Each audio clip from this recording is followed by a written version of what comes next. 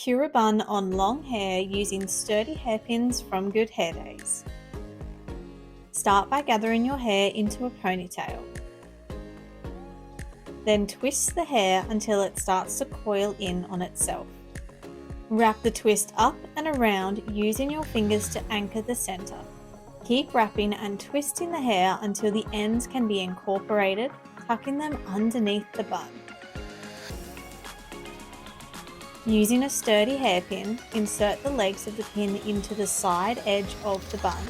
Then flip the pin, catching some of the scalp hair, and gently push the pin into the base of the bun.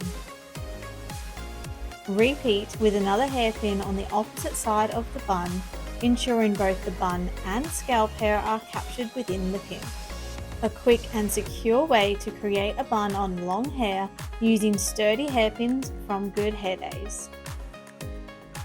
Subscribe to the YouTube channel for real-time, step-by-step instructional hair tutorials using this product and many more. Available and proudly made in the USA by Good Hair Days, a woman-owned, family-operated hair accessories manufacturer since 1996.